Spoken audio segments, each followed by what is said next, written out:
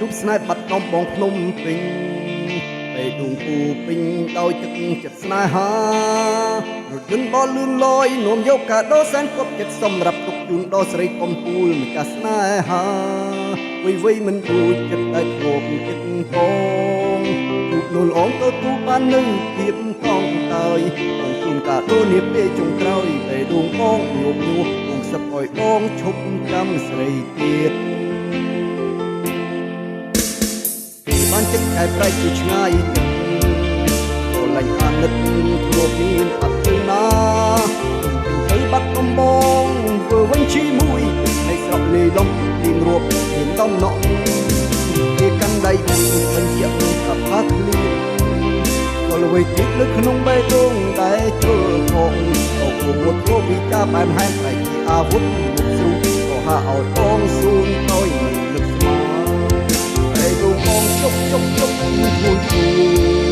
មានអ្វីជាធ្នោរូបអូនបានអំពេញទេត្រារំលឹករឿងរ៉ាវទាំងប៉ុន្មានក្នុងចិត្តកលយ៉ាងគឺរូបបងទឹកភ្នែកបងស្រកព្រោះឆ្ងាយទូរស័ព្ទទៅស្មូងសួរស្នេហ៍ស្នងចំឡាយយ៉ាងខ្លីអូនតែថាមិនបានស្នេហ៍បង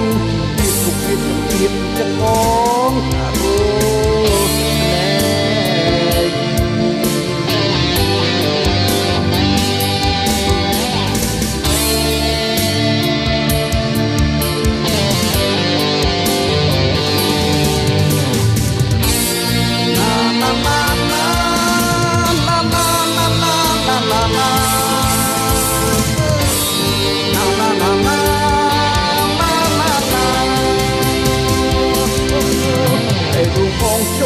ជប់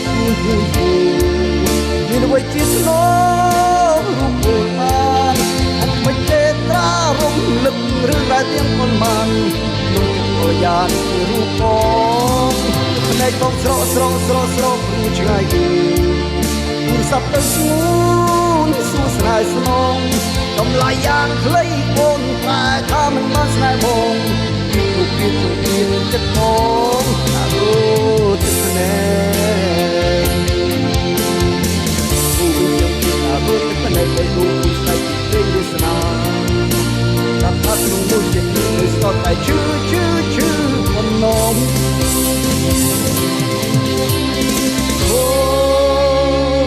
អេទូងបងជុកអ៊ូនធ្ងូមានអ្វីជាធ្នោរូបអូនបានអំមិនទេត្រារំលឹករឿងរ៉ាវទាំងប៉ុន្មាន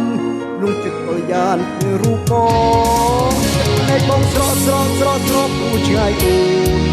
ទូរស័ព្ទទៅស្ងួនសួរស្នេហ៍ស្នងតម្លាយ៉ាងខ្លីអូនតែថាមិនបានស្នេហ៍បងទូពី